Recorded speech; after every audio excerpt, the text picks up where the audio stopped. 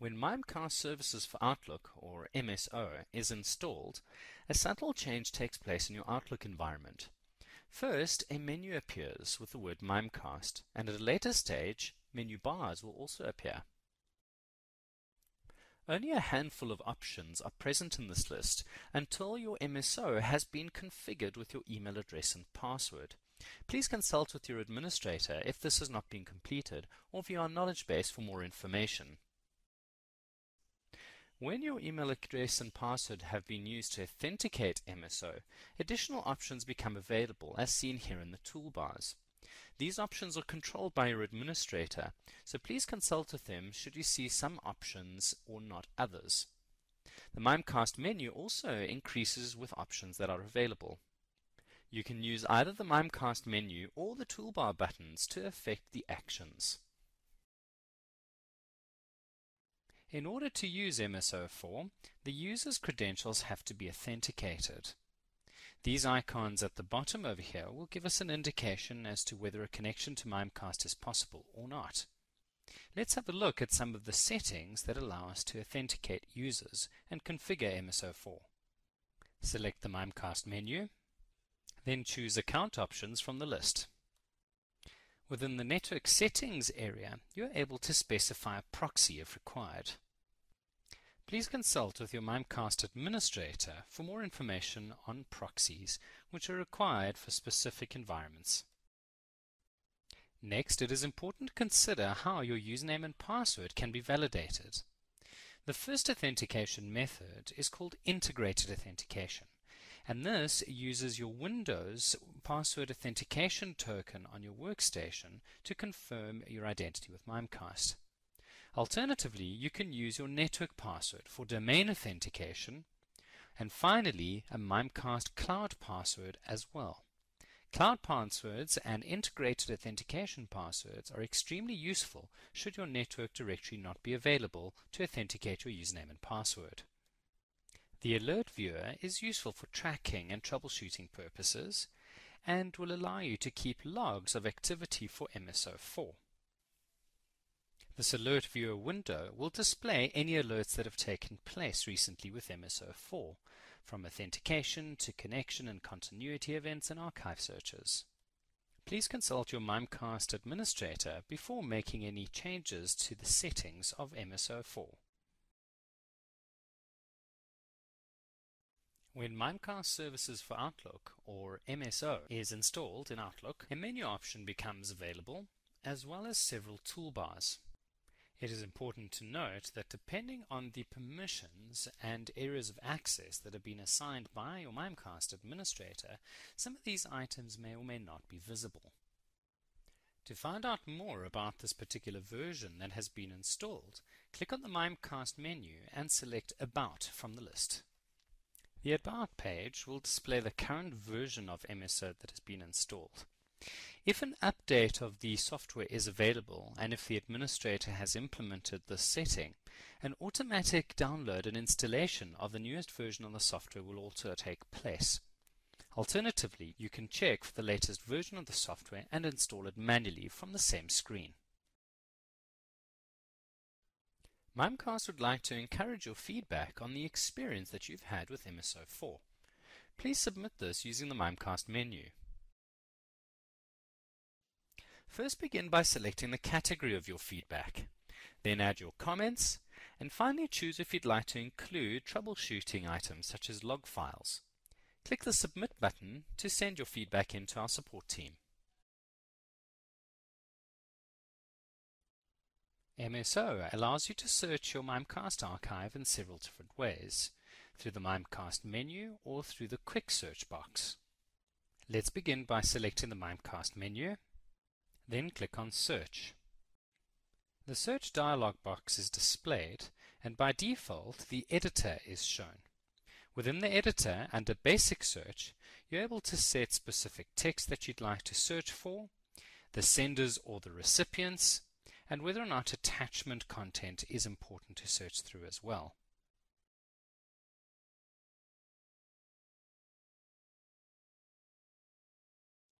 Once the search parameters have been introduced, click on the Run button to begin the search. A progress bar displays, followed by a list of emails that have been returned from the search. Select one of the emails to preview the message. For each message, you can use the reply, reply to all, and forward button immediately from this preview window. Use the Save button to download a copy of this email from the Mimecast archive and to store it locally in Microsoft Outlook. A dialog box confirms that the message has been saved, along with the type of path that the message has been saved to. Additional information may also be available, and it is accessible through the Details button.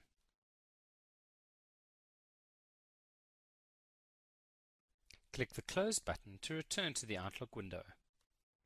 A new folder titled Mimecast Saved Emails appears under the inbox. Any of the emails that have been downloaded will be present within this folder. Let's try another archive search. Again, we click on the Mimecast menu and then Search. This time round, we are going to toggle into the Advanced Search screen options. The Advanced Search allows you to specify additional parameters, such as words to include or exclude, different areas of the email to search, or even to specify senders, recipients, date ranges, and attachments as seen before. Complete the search parameters and click the Run button to begin the search. To export multiple email results together into a folder, click on the Export button. Specify the intended folder that should be destined to have the email export data placed within it. Once the export folder is selected, the files are prepared for exporting. The progress of the exported data is displayed, and it is also possible to pause the export procedure. A notification is displayed when the export is completed. Here the multiple exported emails are visible. Let's now review some of the other search options that are available. It is possible to save an archive search for future use. That way, if you need to search for very similar parameters over and over, you don't need to recreate an archive search from scratch each time. Once the search parameters have been entered, click on the Save button.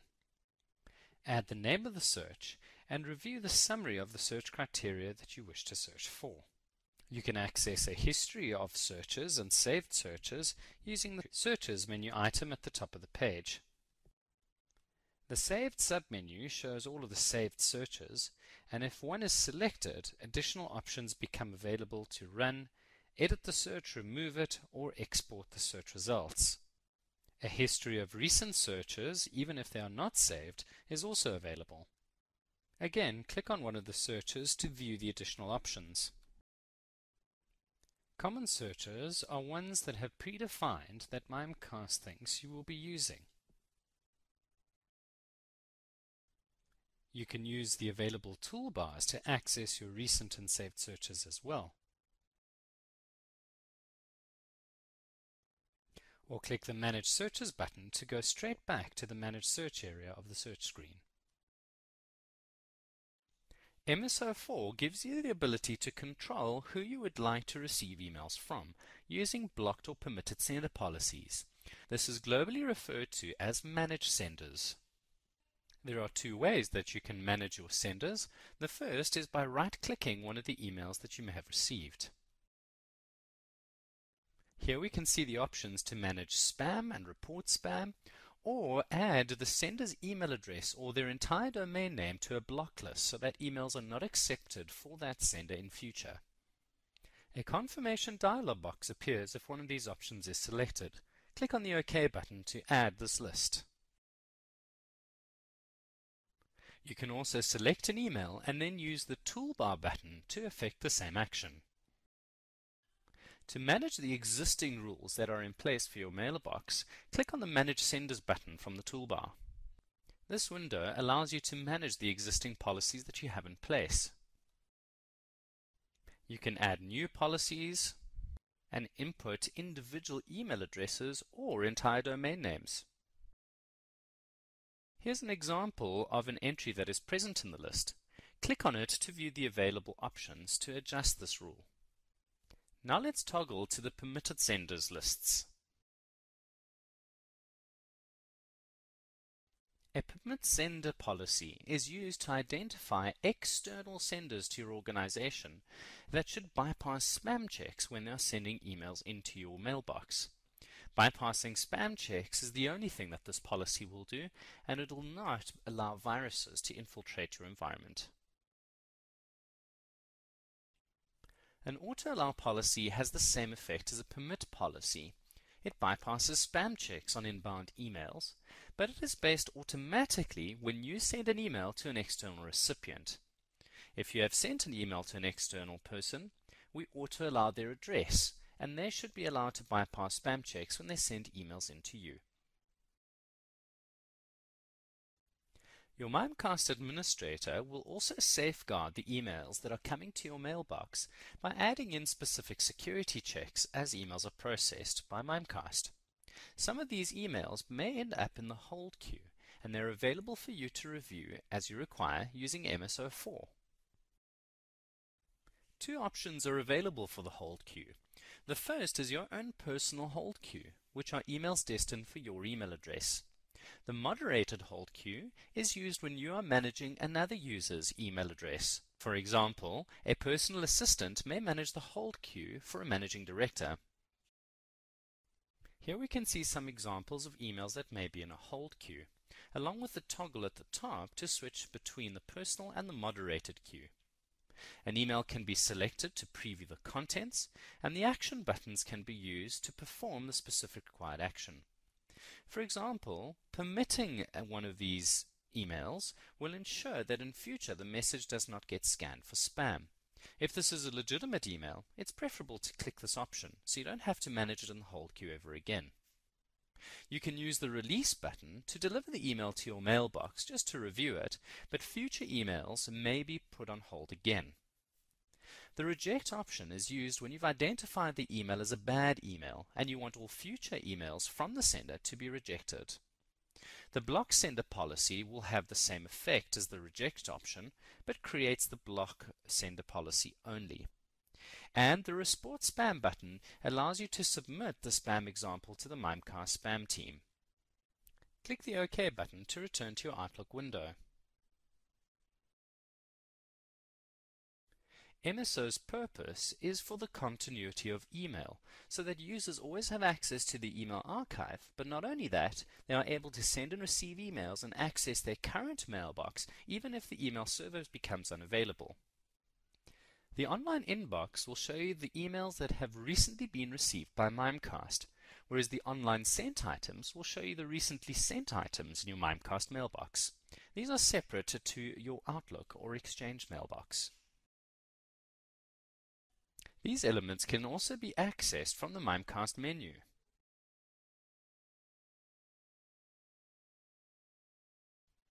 In both cases, when either the online inbox or sent items is selected, a new pop-up window displays to show the relevant selected item. Note the toggle option between the inbox and sent items, and you can easily reply to all, or forward these emails, or even download local copies to Outlook if necessary. Let's review some of the sent items.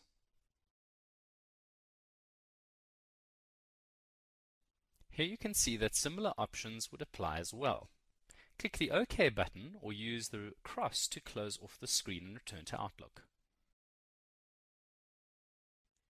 Continuity of your email flow can still take place even your email server is unavailable. Here we're going to use the Mimecast menu to activate continuity manually, but please keep in mind that depending on your system administrator's configuration of MSO, your continuity mode may be enabled automatically by default. Notice our current connection status is still connected to Exchange until the continuity mode has been enabled. A pop-up notification appears letting us know that we've entered continuity mode.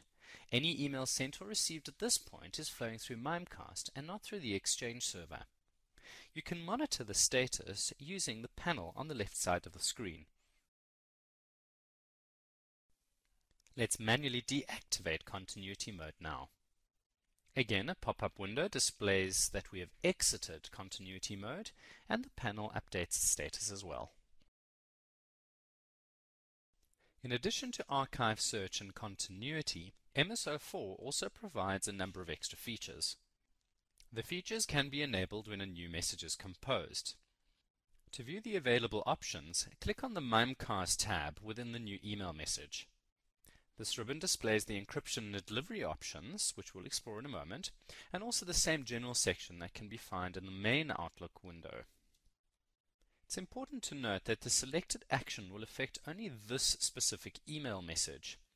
Let's begin by exploring the sending of secure emails, and several options become available. The first is to send this email through closed-circuit messaging, which is Mimecast's secure mail product. This ensures that the email doesn't leave Mimecast, and the external recipient has to access it through our personal portal. Alternatively, transport layer security can be used to encrypt the email transmission, which ensures that the message cannot be hacked while it is in transit across the internet. Best route will ensure that the default policies are applied, and you can also choose to override this with encryption not being required. Next, it is possible to select the specific stationery layout that you want applied to this email message. This is really handy when you want to send a specific message along with your email, and if the layout templates have been pre-created by the marketing team, it is possible to have a list of them display as seen here. Again, this is going to be controlled by your administrator. Please do consult them if none of the options are available in this list. Document conversion can be applied in two ways. The first is to convert the Microsoft Word document attachments on this email to PDF, ODF, or other versions of Word. Alternatively, it is also possible to remove metadata out of the attachments as well. For example, XML, HTML, and other elements that you don't want present in the document, including properties and track changes and so on. Strip and link can either be enabled or disabled. If enabled, any attachments on this email will be removed when the message arrives at Mimecast, and within the message body, a link is inserted for the recipient to download the attachment from Mimecast directly. This is useful when you want to keep the size of the email small, yet still give the external recipient the ability to access your attachment. For more information on how to use MSO4, click on the Help link to view our knowledge base articles. Alternatively, you can also submit feedback on your ideas or experience on MSO4, and you can also view the software version that has been installed as well.